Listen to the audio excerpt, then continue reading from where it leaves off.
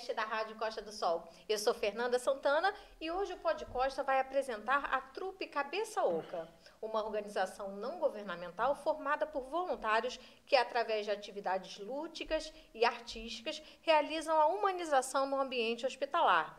Para falar sobre esse incrível trabalho, estamos recebendo hoje Renata Ângelo, militar, enfermeira, nutricionista e professora voluntária, que também é a querida palhaça hospitalar doutora Nena. Seja muito bem-vinda. Bom dia, Fernanda. Estamos recebendo também Gustavo Salvador, servidor público há mais de 30 anos, pós-graduado em Direito e que também é o querido doutor Cepacol. Seja muito bem-vindo. Obrigado, Fernanda. Bom dia. Renata, eu gostaria de começar falando como que surgiu a Trupe Cabeça Oca, como que surgiu esse projeto? Então, a Trupe Cabeça Oca, né, hoje é no Rio de Janeiro, né, ela surgiu há 2 anos, logo ali no final da pandemia, né, por 2 voluntários fundadores, que é o Jefferson Alves e a Cláudia Vidal, que já vinham de outras trupes, né, e então queriam ter a sua trupe. Como nós temos o trabalho voluntário em diversos hospitais. Hoje a Trupe Cabeça Oca, o lema dela é arte, humanização e palhaçaria. Né? No Rio de Janeiro, ela está situada em 9 hospitais, né? Tanto municipais, federais, estaduais, instituições como o INCA e o INTO. E aqui, no Hospital Regional, né, de Araruama, no caso, a expansão que ela veio para cá. Ela surge no Rio. Eu era voluntária, né, no Rio de Janeiro, e com a mudança de região, eu pude trazer essa expansão para cá. Hoje a trupe ela conta em média com 50 membros, onde nós temos workshops, oficinas, cursos. Então a trupe, além de atuar nos hospitais, ela também atua com os seus membros, estudando, cuidando, né, e levando realmente a arte da palhaçaria para os enfermos. Gustavo, e como é que você conheceu a trupe? Eu conheci a trupe por um desejo. Eu faço parte de uma outra trupe também, baseado exclusivamente em Cabo Frio. E a vontade de participar mais, de botar mais o nariz vermelho, me fez entrar em contato com eles. E assim, como eu já tinha alguma bagagem, algum conhecimento, já comecei a entrar nos hospitais, aqui no ERC, na verdade, aqui em Araruama, com eles. E é maravilhoso estar com eles, é muito bom. Porque são energias, vibrações diferentes, são pessoas diferentes, é um hospital diferente, é um hospital assim, grande. Já estive também, já fui algumas vezes ao Rio visitar os hospitais do Rio com ele. A gente também está lá no Miguel Couto, como ela falou, a gente está no INTO, está no ONTO. Tem vários lugares, assim, Salgado Filho, tem o hospital da Ilha do Governador. E é muito bom, a gente tem acesso a vários hospitais para poder visitar e com certeza, assim, é o que eu sempre falo. Cada quarto que a gente visita é uma aventura diferente. Porque quando a gente abre a porta, a gente não sabe o que vai ter lá dentro e como a pessoa vai receber a gente. Então, se para eles, para os pacientes, para o corpo médico, para quem está acompanhando, para os acompanhantes, é uma surpresa, para a gente também é. Então, é maravilhoso fazer parte desse grupo. E realmente, assim, a gente sente, eles cuidam, os fundadores do grupo cuidam da gente, olham pela gente e estão sempre procurando, que a gente está sempre se capacitando, fazendo curso para poder aprimorar, para estar junto, para melhorar naquela questão de improviso, para ter ideias diferentes. É isso. É muito bom. Renata, e como é que a palhaçaria surgiu na sua vida? Então, eu sempre acompanhei, né, os Doutores da Alegria, né, que foi o fundador Wellington Nogueira. Vem aí uns 33 anos, mais ou menos, de caminhada do Doutores da Alegria, que é a primeira, né, trupe no Brasil. Então, surgiu um pouco, claro que eu também fui estudar nutrição, enfermagem, então automaticamente eu estava dentro do hospital, mas essa humanização com o paciente eu achava muito necessário, porque o paciente ele está numa situação, num momento delicado da vida, afastado de toda a sua rede de apoio, família, comunidade. E muitas vezes a gente, ao atuar ali com o paciente, brincava e tudo mais, mas não é a mesma coisa. A gente está indo, às vezes, levar, colher um sangue, fazer uma medicação que é dolorida. Né? E então, essa interação assim, minha com a palhaçaria surgiu disso, de querer estar, de querer levar, né, humanização num ambiente delicado, né? Levar um pouco de alegria, de esperança, tirar um paciente daquele momento e transportar ele, porque nós somos agentes de transformação, transportar ele para uma outra situação. Claro que a gente sabe que no ambiente hospitalar tem pessoas que têm aquele estigma ainda do medo do palhaço, então a gente respeita isso também. ao entrar num quarto, um paciente que não queira nos receber, mas daí surgiu realmente a minha vontade de entrar no trabalho voluntário. Eu procurei cursos, né, no Rio de Janeiro, que a gente tem diversos cursos, tanto gratuitos quanto realmente da rede privada para fazer. E dali começou o meu estágio. Então, essa caminhada já está aí há 6 anos, já participei de outras trupes também. Renata, e essa veia artística, antes de você seguir pelo caminho da saúde profissional, você já viu isso um pouco na infância, na adolescência, ou realmente foi algo já na vida adulta, depois já de ter ido no caminho da saúde? Não, na infância e na adolescência. Sempre gostei de já apresentação, já tinha uma palhacinha. Ali. E justamente a palhaçaria, né? O palhaço é isso, é você buscar o seu ser criança, você resgatar. E realmente, sempre gostei de me apresentar na escola, sempre gostei de brincar, de ser apresentadora, de estar interagindo, por mais que era com meus bonecos e ursos, mas eu já queria dar aula, já tinha essa questão de não ter vergonha, porque a gente não tem vergonha mesmo. Gustavo, e agora fazendo um contraponto, para você foi um pouco diferente, né? Foi completamente diferente. Você veio da timidez para se abrir. Como é que você encontrou esse palhaço dentro da timidez? Eu era uma criatura muito chata, muito fechado. Eu era tipo aquele velhinho do filme Up. Uma pessoa assim, nova até, mas emocionalmente já me sentindo velho. Então eu era fechado, eu era retraído. E eu vinha de uma carga emocional pesada, porque eu fui pai, cuidava sozinho de uma criança durante 10 anos. E eu estava quase explodindo, na verdade, enquanto ser humano. E aí procurei uma ajuda profissional e disse, pronto, você tem que se olhar, você tem que cuidar de si.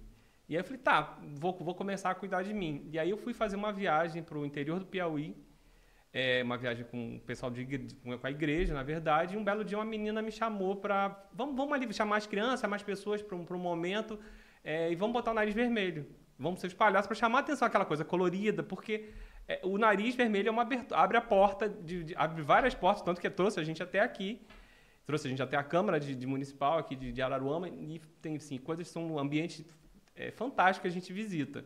Assim, com o nariz vermelho eu já consegui estar com indígenas, eu já consegui estar com refugiados, eu já consegui estar em igreja, já consegui estar na rua, e são um ambiente que eu não conseguiria indo de gente, na verdade. E aí eu estava num momento da minha vida eu preciso dar uma guinada, uma mudança, não sabia exatamente o que fazer, e a menina me chamou lá no interior do Piauí, uma cidade chamada Acauã, para colocar o nariz vermelho e chamar as pessoas. Eu todo completamente duro, travado, falei, como é que eu vou colocar isso, gente? Mas coloquei nariz vermelho, e sem saber o que fazer, sem saber como agir. Mas quando eu peguei uma criança no colo, a criança ficou fantasiada com essa bola vermelha que a gente usa, com a menor máscara do mundo, assim, eu vi que tinha muita coisa ali, tinha um encanto ali. E aí eu voltei dessa viagem e queria conhecer mais, queria fazer mais, mas ninguém me dava nenhuma dica, digamos assim. No interior, há 8 anos atrás, não tinha nada aqui ainda. E aí alguém comentou comigo, tem um curso que estão ministrando lá em Nova Iguaçu, que é longe pra gente. Aí peguei o carrinho, fui para lá no final de semana, fiz o curso lá com eles, um sábado, um curso rápido, na verdade. No final, fui conversar com quem estava ministrando o curso. E aí, assim, fica marcado para sempre na minha vida que aparece e fala assim, ô, seu trouxa, você veio até aqui para fazer o curso, tem um grupo lá em Cabo Frio que entra nos hospitais. Volta para lá. Aí já ficou aquela brincadeira de tipo, você perdeu sua viagem. E aí entrei em contato com o meu primeiro grupo, o grupo que eu também faço parte, chama Transplante de Alegria, sediado em Cabo Frio. E aí já tinha feito treinamento lá no Rio, em Nova Iguaçu, voltei, fiz visitas com ele vestido de gente, porque a gente fica vestido de ser humano normal assim. E depois comecei a entrar nos hospitais de Cabo Frio, Arraial do Cabo, com eles. E já estou na palhaçaria 6 a 8 anos dessa forma. E aí, com isso tudo, o Gustavo, a criança que estava, como ela colocou, a criança que estava perdida lá dentro foi resgatada, na verdade, pela palhaçaria. Porque o palhaço, obviamente, ele tem limite, mas ele é muito mais solto, muito mais à vontade, muito mais falante. Ele é muito mais autêntico, na verdade, porque ele não está preso pelas caixinhas que o mundo vai colocando na gente. A gente tem caixinha em casa, a gente tem caixinha no trabalho, a gente tem caixinha aqui no estúdio. E aí a gente vai ficando preso por isso. E o nariz vermelho possibilita que a gente bote literalmente o nariz para fora e se coloque da melhor forma que a gente é. E, Gustavo, como você falou, a questão de fazer o bem, de fazer o trabalho voluntário, também tem a transformação na pessoa. Sim. Né? Traz também essa transformação. Renata, o que você sentiu que transformou na sua vida pessoal. Sim, então, o olhar o outro, né? Eu sempre penso nisso. Muitas situações que às vezes a gente passa, o nosso olhar modifica, né? Às vezes a gente passa na rua, vê certas situações, mas por que eu não... Por que aquela pessoa está naquela situação? Como ela foi para ali? Cada um tem uma história, cada um... Então, à medida que você adentra a essa situação, a vida, a escutar o outro, a ouvir, a perceber o outro, isso também faz com que você se coloque numa situação de, calma aí, será que é por esse lado? Será que realmente é por esse? Então, assim, o trabalho voluntário, eu falo que a gente, eu recebo mais, né? A gente doa, mas a gente sai com uma grandeza de valores, assim, irreparáveis momentos, situações que nos levam a emoções mesmo, palavras que é necessário você ouvir de um paciente. Você, às vezes, o simples olhar para o paciente, ele te responde, essa troca, esse encontro. Eu falo que tudo é um encontro, é um momento. Então, essa resposta do outro, muitas vezes é o que você está precisando ouvir naquele momento. Entendeu? Você realmente é por esse caminho. Então, eu falo que a gente, no trabalho voluntário, eu recebo mais, né? A gente doa. As pessoas, você está doando. Mas eu falei, a gente sai muito rico. E rico de coisas que não são compradas, né? Palavras, escutas, lágrimas, coisas que é só quem vive o momento. Renata, você é enfermeira. Eu queria que você falasse com relação à visão do lado da saúde mesmo, os benefícios para esses pacientes, dessa humanização que o trabalho com os palhaços realiza. Existem realmente benefícios físicos para esses pacientes? Sim, com certeza a gente vê essas alterações, até mesmo em questão de exames, em questão de alimentação, porque o palhaço, quando adentra no ambiente, a gente lida com o ambiente, com o olhar tudo. Então, muitas vezes, tem ali, o paciente não está bebendo água, a gente faz uma brincadeira com a água, com o alimento. Poxa, por quê? Como está a comida aqui? Não está sendo bem tratado nesse hospital? Esse hotel, a gente nem lida como hospital, esse hotel... Então, a gente vê essa transformação, assim, a vontade do paciente também em querer se mostrar mais disposto. Então, isso altera exames, tem melhora nos exames, tem melhora na alimentação, tem melhora também no paciente querer. Às vezes, a gente encontra com um paciente caminhando no corredor e os palhaços estão ali do lado, vamos embora, vamos apostar uma corrida, vamos... Então, a gente vê realmente que os parâmetros se alteram e para melhor. Fora a questão da saúde mental. Lembrando que o paciente está numa situação de vulnerabilidade, ele está numa situação que ele está isolado, sem a sua rede de apoio. Então, de certa forma, muitos falam assim, poxa, num domingo, numa manhã de domingo, alguém veio aqui me fazer alegrar, entendeu?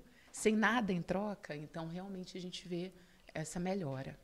Gustavo, eu queria que você falasse um pouco sobre a diferença do trabalho com os adultos, as crianças e os idosos. Como é que é a percepção com cada um desses grupos? Todo mundo vira criança ou os idosos ficam um pouco mais fechados, os adultos? Como é que é essa diferença? São tempos diferentes, porque são idades de vida diferentes, vivências diferentes. Mas é certo que todo mundo vira criança. Basta ver que na nossa última visita, a gente entrou num quarto de hospital, a gente estava com a Renata, ela vai lembrar disso, a gente começou a conversar com uma senhora, eu perguntei se ela já tinha, se a dentadura dela estava em dia, como é que estava, como é que não estava. E ela, você esteve aqui da última vez, você brincou comigo com a dentadura, quer ver, a minha está aqui, pegou a dela para mostrar, está aqui no copo a dentadura. Então ali ela esqueceu da dor que ela estava tendo. E essa é a proposta da palhaçaria, assim, que eu busco viver. Eu acho que o palhaço com o nariz vermelho se destaca porque ele faz uma mudança no ambiente. E na questão especificamente do hospital, a gente trata, eu aprendi com um mestre meu, que a gente faz uma minimização do sofrimento. A pessoa esquece um pouco do que ela está passando, da dor daquele momento, para poder estar com a gente, ter um encontro, como a Renata colocou. Tanto que na última visita, a gente estava num quarto, tinha uma pessoa que uma moça que, na verdade, tinha um AVC, ela não conseguia, ela só ficava de lado, assim, de ladinho, assim, meio que até quase que babando. E eu passei muito rápido, falei muito rápido para ela, o irmão falou que ela não estava reagindo a ninguém, e Renata foi lá, ficou falando com ela, daqui a pouco ela começou a chorar. E aí cai exatamente no que ela falou, tem coisas que não têm preço, na verdade. Eu não consegui fazer isso, mas ela teve a paciência, a perseverança e a palavra certa, talvez, até pelo fato de ser uma mulher com uma mulher, mas conseguiu sensibilizar a pessoa e com que ela se relacionasse através do que ela podia fazer. Então, Então é isso que a gente tenta.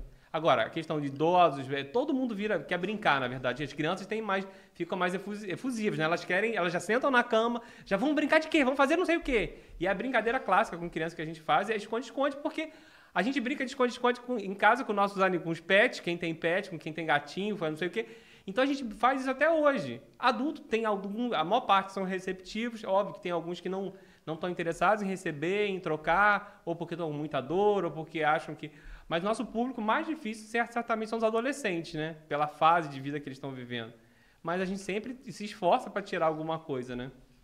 Renata, e pelo trabalho de vocês também interagem com os funcionários do hospital. Como é que é a receptividade dos outros funcionários, quem está na recepção, quem está na limpeza, no refeitório? Sim, então, eu falo que quando nós entramos no hospital, o cheiro do hospital já é outro, né? A gente transforma mesmo o ambiente. Porque nós descemos para falar com todo mundo. A gente vai caminhando e quem a gente encontra? É acompanhante, é funcionário. Então, a gente tem algumas brincadeiras, principalmente com o pessoal do plantão. Ó, chegamos, podem passar o plantão e curtir o sol e curtir a praia, que agora o plantão é conosco. E a gente brinca, com a tia da cozinha, que olha, como é que tá o almoço hoje? Preparou aquele bife com batata frita. Então, a gente vai passando e levando. E tem também essa receptividade do pessoal do hospital. Então, o pessoal do hospital já sabe, chegaram os palhaços, chegaram os doutores, eles já sabem que vai haver essa transformação. O hospital também abre as portas e aguarda muito que nós vamos. E, às vezes, os funcionários estão num domingo, às vezes está meio desestimulado. Domingo é mais um plantão. E a gente chega lá realmente fazendo aquele momento, aquela manhã se transforma. A gente fala com todos mesmo.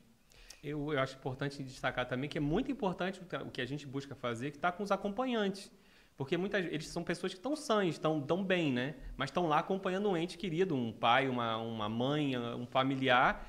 Então ali privados também de estar vivendo o cotidiano deles, largam a família deles, assim, o núcleo familiar dele, pai, filho direto, mulher, esposa, para estar lá ajudando uma mãe. E aí, muitas vezes ele só quer falar. E aí, o que a gente vai fazer é emprestar o ouvido. E vai, dentro do que está ouvindo, reagir, na verdade, né? A gente olha, como ela falou, a gente entra num espaço e entra no hospital para servir a todos. Então, a gente vai ver o que tem ali no ambiente, vai sentir o que a pessoa precisa e dentro disso a gente vai reagir. É isso. Renata, e como é que é feita essa seleção e treinamento dos voluntários que participam da trupe? Então, hoje a trupe ela tem editais abertos, né? Tem no Rio, tem aqui na região dos Lagos. Inclusive, eu faço uma chamada. O edital da região dos Lagos, da trupe Cabeça Oca, sempre está aberto. Vem, porque nós precisamos de mais voluntários, mais hospitais para atender, né? O Hospital de Cabo Frio, o Hospital de Saquarema nos chamando, o Pronto-Socorro de São Pedro da Aldeia. Então, são várias regiões aqui, as cidades, nos chamando. O Hospital de Arraial do Cabo também, sendo que hoje, na região dos Lagos, nós só somos apenas 5 membros. Então, para a gente poder dar conta desses hospitais todos, precisamos de voluntários. Venham, tem nossa homepage aí, todas as nossas redes sociais, nossas mídias sociais. Então, é só acompanhar. Edital da região dos Lagos sempre está aberto. Nesse edital, Fernanda, consta várias situações, porque eu sempre falo que o voluntário, existe 3 parâmetros aí, né? Primeira coisa é responsabilidade. Ele tem que ter responsabilidade. Segunda coisa é comprometimento, ele tem que ter o comprometimento, e a outra é a vontade, né? Então, são essa triangulação, ela caminha, ela permeia junto, né? Esse voluntário, ele preenche, né, o edital, ali pergunta se ele tem curso. Se ele não tiver, a trupe também disponibiliza cursos, oficinas, para que palhaçaria também é estudo, né? A gente sempre fala isso, a gente sempre procura se aprimorar, se capacitar para poder, da melhor forma, levar, entendeu? Alegria, humor, esperança ao paciente. Então, a gente sempre tem que estar se aprimorando. Gustavo, eu queria perguntar para vocês como que vocês cuidam da saúde mental de vocês para poder lidar num ambiente que, às vezes, de dor, de uma tristeza. Como é que vocês fazem para poder lidar com todas essas emoções ali e depois se renovar e buscar força de novo para uma próxima visita? Eu também fazia muito essa pergunta para mim. E como ela falou, a gente está sempre se capacitando, está sempre fazendo curso. E um dos meus mestres me deu a seguinte dica que ele vive de forma pessoal. Ele falou, entra num quarto e sai do quarto como um cachorro. Porque todo mundo, assim, tem cachorro, já teve cachorro em casa, já viu na casa do vizinho alguma coisa. E o cachorro, você pode empurrar ele para longe e você chega de noite, porque tá atrasado para ir trabalhar, atrasado para vir pro podcast. Você empurra o cachorro e vem correndo. Você chega em casa de noite, o cachorro tá lá abanando o rabo para você. Então, cada quarto a gente busca viver isso. Ou seja, a gente entra, assim, quase que vazio.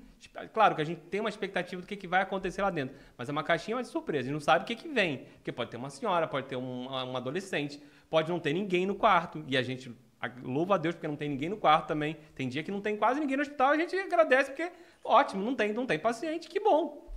E a gente entra no quarto, é uma caixinha de surpresa. E aí a gente tem que reagir a isso. Rápido, na verdade, e entrar num estado... A gente, a partir do momento que bota a máscara, o nariz de palhaço, a gente entra no estado de palhaço. E aí, como a Renata falou, a gente está brincando com todo mundo, com o pessoal do café, com a menina está empurrando o carrinho. A gente está ali para servir e se relacionar com todos, não apenas com os pacientes, mas principalmente os pacientes, mas com acompanhante, corpo médico, enfermeira, pessoal de apoio. E entrando num quarto, a gente não sabe o que vai acontecer, mas precisa reagir rápido, precisa, assim, um buscar apoio do outro, porque ninguém não é palhaço sozinho, a gente precisa um do outro para poder reagir, fazer uma triangulação com o paciente, interagir. E eu esqueci qual a pergunta inicial. Eu posso complementar, Pode, então? vai. Era sobre a questão de como a gente se cuida. Eu eu lembrei de fatos que às vezes acontece, Fernanda, da gente acabar de entrar num quarto e o paciente virar óbito. Isso pode acontecer. Sim. E a gente tem que entender o momento daquela família. Muitas vezes, nesse momento, é só um aperto de mão, é só o olhar. É isso que nós vamos fazer. A gente tem que respeitar. E aí a gente sai, claro, ninguém quer perder, né, um paciente. Então a gente sai do quarto, se recompõe, vamos lá, a gente tem que seguir a visita. A gente tem outras pessoas esperando a gente.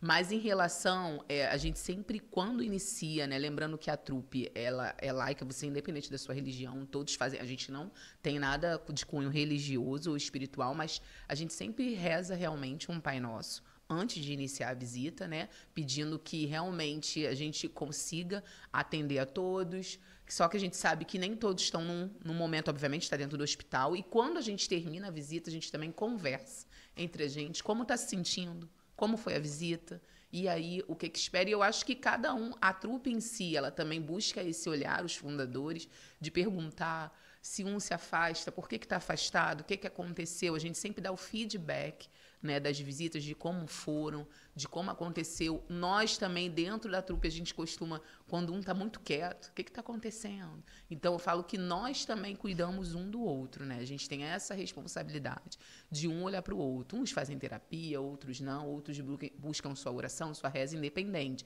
Mas a gente sempre tem que entrar fortalecido, até porque a gente está ali para, né, mostrar, levar alegria. Então, a gente sempre pensa assim, entrei aqui, tudo que eu tenho, os problemas ficaram. Aqui é um outro momento. Aqui a gente está indo levar alegria, esperança. Saímos, a energia sai um pouco, né? Então, vamos recarregar essa energia para voltar para uma nova visita. Mas sempre um cuidando do outro, um percebe quando o outro não está legal. Não, deixa que eu vou, hoje você fica mais, entendeu? A gente sempre... assim. Até porque, muitas vezes, a gente também tem problemas pessoais. A gente vai para o hospital, às vezes, com problemas pessoais. E a gente vê que é pequeno, na verdade, né? A troca é muito maior, o servir é muito maior do que os nossos problemas, né? Então, a gente busca entrar, de forma pessoal, eu busco entrar no quarto vazio e sair vazio. O que aconteceu ali, fica ali, na verdade, de bom ou de ruim. No final, a gente está sempre fazendo a troca para ver o que pode melhorar, o que a gente não teve uma boa saída, ou o que foi bom a gente pode tentar refazer. Mas é isso, entrar e sair como um cachorro, na verdade, do quarto. Gustavo, você mencionou a questão da sua paternidade. Como é que a sua paternidade influencia, por exemplo, quando você está lá lidando com crianças? Eu me emociono muito, me toca muito. Na verdade, é uma coisa assim, muito preciosa, na verdade, porque eu remeto à minha vida pessoal. Meu filho, de forma pessoal, ele ficou internado logo que nasceu, então ver criancinhas pequenas me mexe muito, mas aí acontece aquilo que a Renata colocou. A gente fica num segundo plano, ou eventualmente acontece também da gente chorar, se emocionar a ponto de chorar, e a gente simplesmente tem, como a gente tem um treinamento, nesse momento a gente se afasta do quarto, se afasta daquela situação e deixa os outros ali tomarem a frente. E aí a coisa flui. Vai para o corredor, aí já passa outra pessoa, você já interage com outra pessoa e o foco já muda. Renata, e você comentou do desejo de ser mãe. Como é Sim. que você acha que essa mãe palhaça vai mexer lá na frente? O que vai influenciar? Com certeza. Eu pensei assim, gente, será que quando eu engravidar eu vou ficar proibida de hospital? Não, a palhaça vai. Se o médico liberar, a palhaça vai gestante, mas vai. Né? Mas realmente, quando a gente entra na UTI pediátrica, né, a gente vê bebê de dias, de meses. Então, realmente, isso mexe com o emocional de todo mundo, né? E geralmente esse bebê, às vezes, a mãe não tá ali, a gente até procura saber quem é a mãe de cada um, a gente faz essa brincadeira, que às vezes as crianças estão no manejo e a mãe tá pro lado de fora, depois ela, você viu meu filho? Elas querem dar esse feedback, você falou, falamos, e a gente tem realmente coisinhas bem dedeiras, coisas que é mesmo para bebê, de bichinhos, para a gente poder também interagir, né? Eu falo que cada público, né, a gente tem os meios de interagir, de fazer a interação, né, cada um do seu jeitinho mesmo. Você falou aí da questão quando estiver grávida e tal, a possibilidade de continuar o trabalho não. Eu queria saber dos cuidados médicos com relação ao trabalho de vocês. Se vocês têm cuidado com relação a máscara, luva, roupa, como que é feito esse cuidado na questão da segurança hospitalar? Então, a gente tem a questão da biossegurança, né, hospitalar, onde a gente realmente no curso, até mesmo nos treinamentos, a trupe procura fazer esse vídeo. Eu já dei também várias palestras para os próprios membros, né, da trupe em relação a isso. Então, a gente tem já da trupe álcool gel, isso a trupe também disponibiliza para a gente sempre, ao entrar, ao sair do quarto, álcool gel, evitar contato. Mas, claro que quando a gente chega, a primeira coisa é ir no posto, perguntar se tem algum paciente em isolamento, que a gente não possa ver. Quando não, tem muitos quartos que estão em isolamento, mas tem o vidro, e mesmo pelo vidro nós fazemos a interação com aquele paciente, mas a cada entrada e saída do quarto, álcool, evitar o contato. A gente sabe que os pacientes muitas vezes querem pegar as coisas que a gente leva, né, os objetos que nós usamos, e a gente tem todo um cuidado de não deixar pegar, porque a gente vai entrar em outros quartos. Quando não, a gente espirra álcool e vamos continuando. Às vezes o paciente quer abraçar, isso é inerente, ainda mais na criança. Então, a gente tem todo esse certo cuidado, ou tem jaleco sobressalente, ou ali realmente não dá mais para ficar com jaleco, por conta que a gente ainda vai fazer outras visitas. Mas a biossegurança hospitalar, a gente fica bem em cima com isso. Evitar o contato do leito, né? A gente sempre tem ali o barra-leito, uma certa medida de segurança, né? Para não realmente ficar próximo ao paciente. Gustavo, eu queria saber agora como é que foi a construção, como é que nasceu o Dr. Cepacol. Conta pra gente. Eu acho que o Dr. Cepacol ainda está nascendo, né? Porque o palhaço é sempre uma mudança, na verdade, né? A gente, todo mundo fala assim de forma genérica, você pega uma roupa, vai num brechó, vê uma roupa seminova e vai colocando e vai montando. E a gente vai construindo o repertório em cima disso, realmente dessa forma. Hoje um chapéu funciona bem, amanhã a gente já não acha mais que fique bom. Teve durante uma boa época a gente estava usando máscara no pós-pandemia para visitar o hospital, então já não tinha também mais tanta maquiagem. Agora a gente já está podendo, em vários hospitais, já está podendo ir sem máscara, mas é uma construção que a gente vai fazendo enquanto a gente vai evoluindo, vai sendo modificado. Enquanto ser humano, a gente também vai modificando no palhaço. Então, uma meia hoje que cabia, amanhã já não cabe mais, uma roupa que não... E assim vai. É o simples, na verdade. E é o que a gente vai trazendo do nosso cotidiano, na verdade. E você teve alguma inspiração em algum personagem, alguma coisa assim que te inspirou? Não, eu fui criando meio que certo e errado, né? O que a gente tenta é não combinar, a Renata sempre brinca, bolinha com listrinha, ou quadrado com retângulo, só para não ficar, na verdade, não cair no ridículo, né? Mas inspiração, tipo assim, eu quero... Até porque, assim, o palhaço nosso, de cada um, como também a gente já colocou, é a nossa criança, né?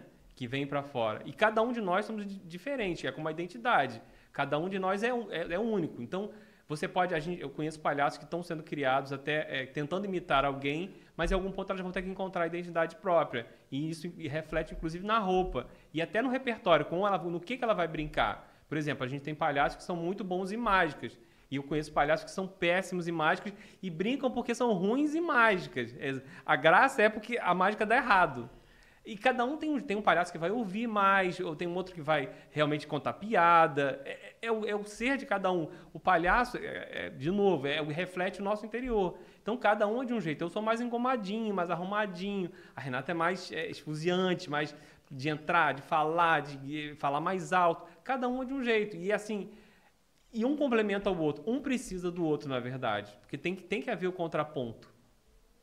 E Renata, e doutora Nena? De onde vem? Doutora Nena, antes eu era doutora Lorca, né? Quando eu saí logo assim que eu saí do curso, mas também caiu nessa questão, na época tinha aquela nutricionista aí, enfim, de uma rede aí eu peguei a doutora Lorca, mas aquilo não cabia, eu não me via. E aí eu comecei realmente, à medida que a gente vai estudando, você vai se conhecendo, você vai tentando puxa aquela criança interior sua. E os meus priminhos, eu tenho 2 priminhos, e então, quando chegou na pandemia, como parou as visitas, eu tinha tudo, eu ficava em casa fazendo com eles. Eu fazia vídeos para as mídias sociais mesmo, para botar na minha página, e ficava brincando com eles 2. E eles me chamam, eles não conseguiam falar meu nome, que é Renata, eles chamavam Nenata. Então, daí eu peguei, simplifiquei, eu falei Nena, então vai ser Nena, de Nenata. E dali eu, doutora Nena, porque era realmente algo que era, assim, inspirador para mim. Eu estava realmente brincando com eles naquela época e trazia mais a minha identidade. Então, dali eu fui construindo a doutora Nena. E sou doutora Nena, não pretendo mudar, porque isso é muito interior, como o Gustavo falou. Isso é muito interior. Tudo que você vai usando as suas meias, e à medida que vai passando, você vai vendo que a gente vai se construindo, reconstruindo, construindo novamente. Eu fui muitas meias, já doei, muitas coisas eu já fui doando e já fui comprando outros, e daqui a pouco outro colega também chega com outras coisas. Pô, acho que isso daqui fica legal com você, e assim a gente vai. Realmente essa troca, né? Essa troca realmente de informações, mas sempre preservando, claro, a identidade do nosso palhaço. E agora que a gente já conhece mais a história, eu quero convidar a doutora Nena e o doutor Cepacol para estar aqui com a gente na entrevista. Vamos? Vamos embora? Vamos, demorou. Agora sim, recebendo a doutora Nena e o doutor Cepacol. Isso. Doutora Nena, eu quero saber quais são os planos futuros da trupe. Quais são os próximos passos desse projeto? Então, os próximos passos do projeto é atingir mais hospitais, né? Sempre. Principalmente aqui, na região dos Lagos, onde eu estou. No Rio de Janeiro também, precisamos de mais membros. Venham alegrar corações, né? Trazer esperança, aquecer corações. E continuamos aí nos workshops, oficinas, sempre a trupe aprimorando, né, e capacitando. Temos também probabilidade de ir para outras regiões do estado do Rio, e assim a gente está chegando ao estado do Rio de Janeiro todo. O importante é isso, gente. Vamos alegrar corações. Doutor Cepacol, eu queria saber quais são as principais brincadeiras que as crianças gostam de fazer quando você está lá no hospital, quando você chega, o que eles pedem? Ah, doutor Cepacol, eu quero brincar disso. Assim, eles têm limite, na verdade, não conseguem interagir no sentido de brincar, correr, pular, que era o que eles queriam fazer. Mas a gente brinca, como a gente falou antes, a gente brinca de esconde-esconde com eles, brinca de adivinhar os animais, a gente faz as vozes, bota eles até para cantarem, muitas vezes fazer as vozes de animais, adivinhar quais são os animais. A gente faz, a gente se apresenta, ou melhor, a gente como é que se diz? Coloca nossos nomes e aí faz a gente se embaralha para ver se eles sabem dizer os nossos nomes, porque muitas vezes eles também não prestam atenção quem é, são nomes às vezes diferentes para eles. A questão é ter interação, e aí daí abrir um diálogo para ver o que eles precisam naquele momento, o que eles estão necessitando. Se às vezes a gente vai fazer um reforço de precisa tomar um alimento, tomar mais líquido, ou se já está perto de sair do hospital, a gente traz uma palavra de falta pouquinho, você já vai conseguir sair. Ou então às vezes a pessoa está tomando um medicamento, aquele não é pra gente, a gente não consegue ver como medicamento, mas um soro vira um superpoder que ele está tomando, e a gente começa a puxar dele, qual é o superpoder que você vai tomar com isso, você vai virar com isso? E aí ele, não sei, mãe, qual é o superpoder? Não, você quem tem que falar é você, diz você, e a gente vai tentando tirar. Na verdade, assim, não é a gente quem propõe a brincadeira, muitas vezes, é a gente quem tira o que o paciente tem já dentro dele para que a criança dele venha à tona. É isso. E doutor Cepacol, eu queria saber qual é a principal mudança que você fez na vida do Gustavo? Foi, digamos, da água para o vinho, porque eu me tornei uma pessoa muito melhor, um pai muito melhor, assim, de modo bem claro. Eu tinha problemas de relacionamento com meu filho, que estava acabando a adolescência. Hoje a gente se dá super bem, porque o estado do palhaço invadiu o ser humano, né? Eu até brinco que a gente se veste de gente, mas na verdade a gente é palhaço. Porque a vida vai colocando a gente, segmentando a gente. Você é uma pessoa no trabalho, você é uma pessoa em casa. E o estado do palhaço invadiu isso tudo. Então, hoje eu consigo lidar de forma muito mais tranquila, serena e risonha, na verdade, com a vida, com as dificuldades da vida.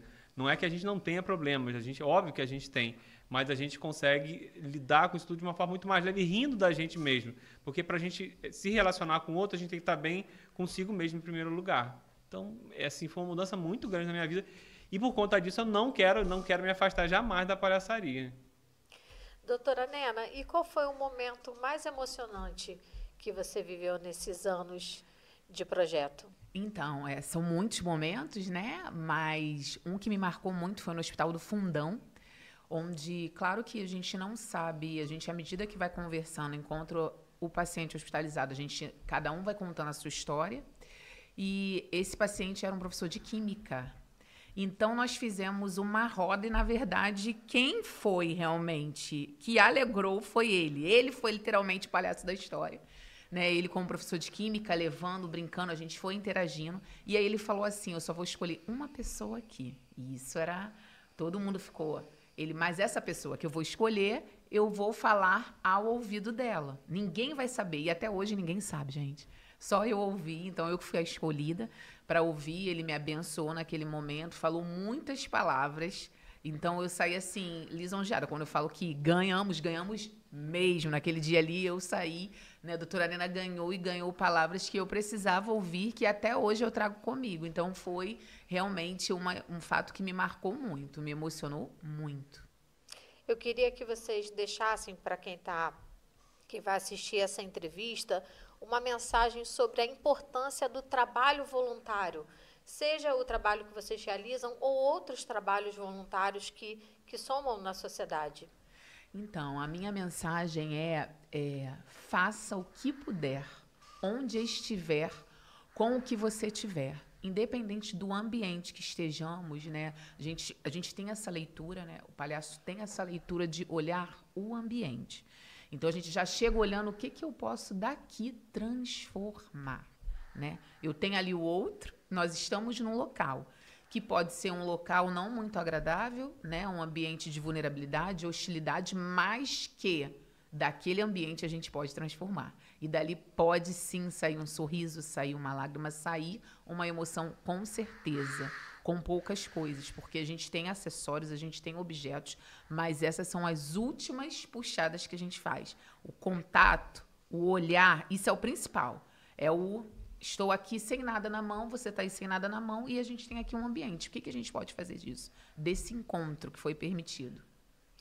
Doutor Cepacol, você também atuou em outros projetos, também fora do ambiente hospitalar. Eu queria que você falasse um pouco sobre eles. É fantástico, porque como o nariz de palhaço, ele entra em qualquer espaço, na verdade. Até em eventos corporativos, na verdade, para fazer... A chave principal da palhaçaria, do nariz, é fazer uma mudança de ambiente. Então, a gente consegue fazer isso, seja com crianças que estão necessitadas, carentes, em igrejas, em ruas, em orfanatos. Eu já tive trabalhando com refugiados da Venezuela também. E aí eles precisam largar o não ter nada para poder brincar com o lúdico, na verdade. E muitas vezes o brincar é só estar ali correndo com eles, é só dando atenção, na verdade. Eu acho que essa é a chave toda da palhaçaria. A gente se despe de nós mesmos para servir ao próximo. Eu lembrei agora, até para ilustrar essa questão toda assim, de momentos marcantes, numa visita que a gente fez para crianças, e quando a gente saiu do quarto, a gente ouviu a criança falando para a mãe, mãe, eles são os anjos que eu orei para eles virem aqui.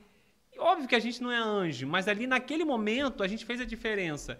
E assim, o que a gente acredita é que naquele momento a gente foi de transformação naquela pessoa, nós nos relacionamos com aquela pessoa, com aquela criança, e conseguimos que ela tenha um bom momento naquela dificuldade no ambiente hospitalar. Porque no ambiente hospitalar, aquela criança ela é mandada para todo mundo. A enfermeira chega e manda nela, bota o bracinho que eu tenho que tomar uma injeção, toma esse remédio. O pai e a mãe também instiga. Então, a nossa forma de nos relacionar com a criança é deixar ela um pouco no comando da gente. Por isso que muitas vezes a gente faz até uma outra brincadeira com controle remoto. A gente entrega um controle remoto para ela, ou fala, que você... Até para não ter muito esse contato com a criança, a gente o controle remoto está aqui na mão de um dos palhaços. O que eles têm que fazer agora? Eu quero que eles dancem. A gente vai dançar para eles assumirem o controle, eles assim, desanuviarem, esquecerem um pouco toda aquela dificuldade do ambiente hospitalar. E naquele dia, quando as crianças falaram, a menina falou, foram os anjos que nos visitaram, acabou o dia, ganhou, já valeu tudo a visita. Porque, assim, a gente muitas vezes idealiza muito, é muito bonito o trabalho hospitalar, é lindo, maravilhoso, todo quarto que a gente vê é uma coisa única, realmente é único, mas nem todos os encontros estão dessa forma. É importante também desmistificar isso. E quando a gente tem um momento desse, que alguém diz pra gente que nós somos anjos, já valeu por um curso, já valeu por um mês de trabalho, porque a gente fez a diferença na vida de alguém. E isso a gente traz, como eu coloquei, a gente traz esse estado de espírito para a nossa vida pessoal, nos nossos filhos, nos nossos relacionamentos, com o chefe. Todo mundo tem chefe, todo mundo faz a diferença, e a gente tem que buscar essa diferença onde quer que a gente esteja. Renata, eu queria que você reforçasse o convite para quem quer conhecer mais o projeto, quem sabe se tornar um voluntário também. Qual é a forma? Tem um telefone ou é através do Instagram? Você pode deixar esse contato para quem está assistindo e quer participar do projeto? Sim, então, a Trupe Cabeça Oca hoje ela está no Instagram, ela está no Facebook, né? Tem todas, e YouTube inclusive também. Tem todas essas mídias sociais, né? @trupecabecaoca, né? Sem os cedilhas. E nós estamos aí sempre com editais abertos, né? No Rio de Janeiro, geralmente são 2 editais ao longo do ano, mas na região dos Lagos nós estamos com editais abertos. E lá tem todas as informações, direciona para outra página, né, onde estão os editais, todas as informações. Qualquer um pode ser, acima, obviamente, de 18 anos, né? Qualquer um pode ser voluntário. O importante é ter, né, responsabilidade, comprometimento e vontade de ser. Como realmente o Dr. Cepacol relatou, nem sempre todos os quartos toda essa euforia, essa alegria. Muitas vezes a gente entra, o paciente, a gente tenta um primeiro contato, às vezes não tem uma resposta, a gente também tem que entender que ele está num momento de dor, ele está num momento delicado da vida dele, que às vezes realmente está doendo e aquele momento ele não quer ouvir, ele não quer. Então a gente tem que saber também, ao momento de dar um passo atrás, ir para outro quarto, visitar outra pessoa que queira realmente receber, colaborar conosco. E eu quero que vocês deixem também a rede social de vocês, o contato de vocês também. Sim, o meu é @palhacanena, né, .nena, tá? Esse é o meu contato da rede lá. Eu coloco algumas, sempre, né, coloco algumas sátiras, coloco algumas mensagens, fotos, vídeos, né, de todo o nosso trabalho divulgando nas mídias sociais. E o meu Instagram é Gustavo, _ aquela coisa, tracinho embaixo, Salvador, _ novamente, Souza com 2 As. E aí, como eu colocou, eu também coloco coisas pessoais, coloco coisas do outro grupo que eu faço parte também, Transplante de Alegria, e também coloco muita coisa que a gente faz aqui com Cabeça Oca. É isso. Eu quero agradecer muito a presença de vocês, foi um prazer ter conhecido vocês. E esse é o objetivo aqui do nosso podcast, do Podcosta, é mostrar tudo que está acontecendo na região dos Lagos, projetos que estão transformando a vida de pessoas e talentos como vocês. Parabéns pelo trabalho de vocês, eu tenho certeza que a transformação que vocês trazem, realmente essa mudança do ambiente, né, tirar um pouco essa pessoa do ambiente de sofrimento, de dor e trazer essa esperança. Parabéns pelo trabalho de vocês. Obrigado. Obrigada. Obrigado pelo espaço aberto, né? Sim, pelo espaço de poder estar falando do trabalho voluntário. Venham. Venham. E vamos agradecer também aos patrocinadores do Podcosta, Angelus Home Center, tudo que a sua casa merece, lojas em Cabo Frio, Búzios, Rás e Unamar. E Prolagos, nossa natureza movimenta a vida. Até o próximo episódio. Toda sexta-feira tem episódio novo do Podcosta. Até o próximo episódio.